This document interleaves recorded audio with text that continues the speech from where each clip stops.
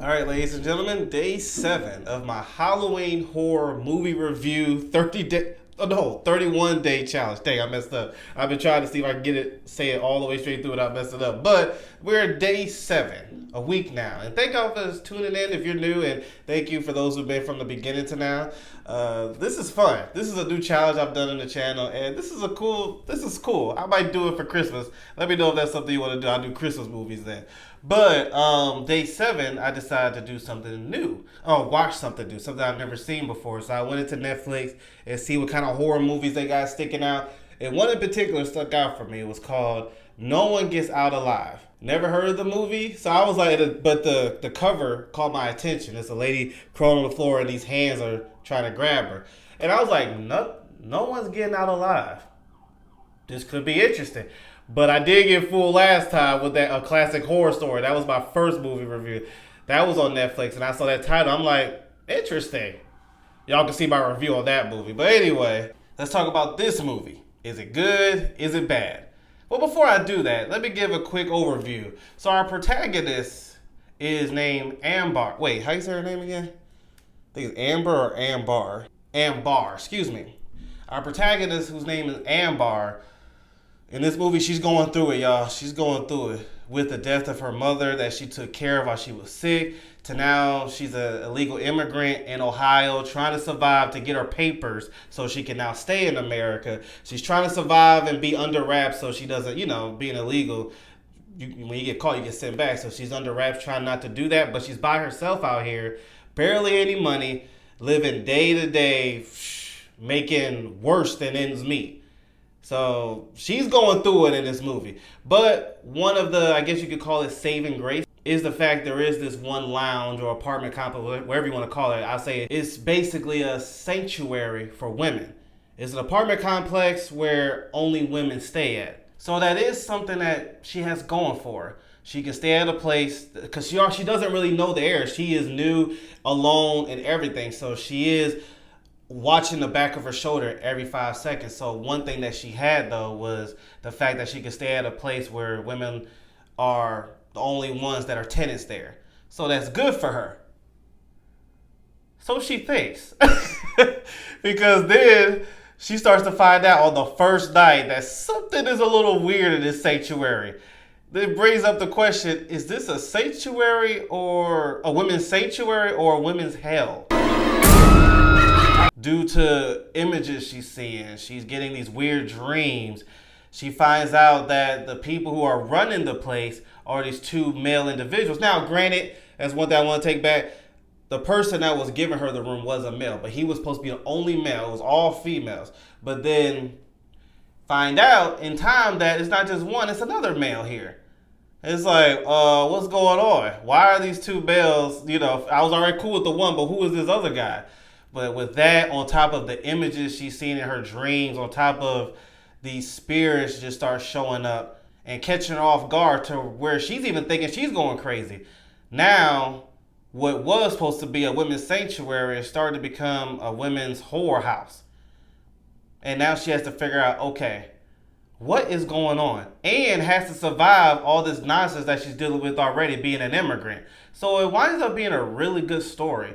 The execution on this actually is done very well. Shout out to, hold up, what's her name who played Amber? I want to say her real name.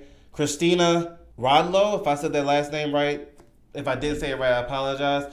But her being the protagonist really worked because outside of the creepy house, the apartment complex she's staying in, she plays a really good struggling, trying to survive day-to-day character in this movie. Like, she's getting done wrong by people that she thought was her friend. Her job is a pain, and it barely, like I said, it's worse than making ends meet. It's in cold Ohio where she's freezing.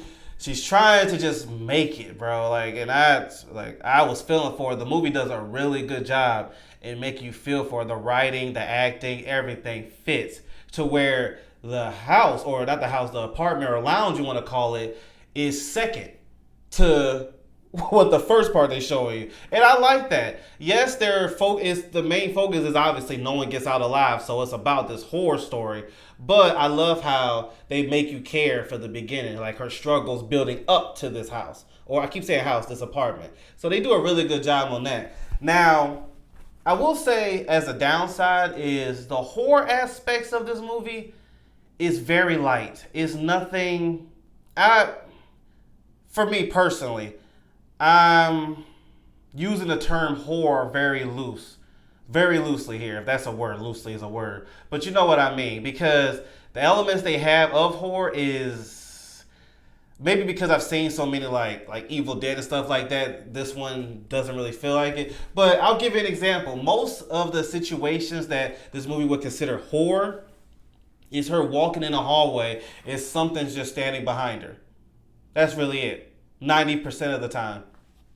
Me personally, that's not horror if the execution of it has no payoff. And personally, I don't think the horror aspect, the horror execution, I should say, had a great payoff. But like I said, the story was so good, I was intrigued regardless. Yes, I was disappointed that the horror aspect, the scares and all that stuff was not there for me. Personally, it was not there. I was satisfied though that the story was very gripping, because it is. Once you start figuring out what is going on in this house, is there's something wrong with these two guys? Is there something wrong with some of the ladies in the house? I will let y'all figure out by watching the movie, because I believe this is a good watch. I believe this is a good watch. You should check it out. But the gripping mystery, I guess you want to call it, of figuring out what is going on in this house. Is these guys terrorizing all the women here, like they're calling it a sanctuary so they can do something to the ladies?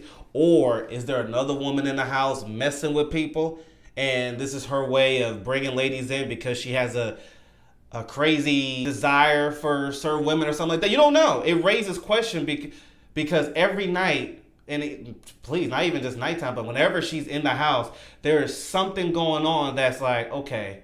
But the movie is good to let you know that the Ambar is going through so much that this could be just her mentally exhausted, and she's just having these nightmares because of all the stuff that she's going through, the death of her mother's haunting her or something like that.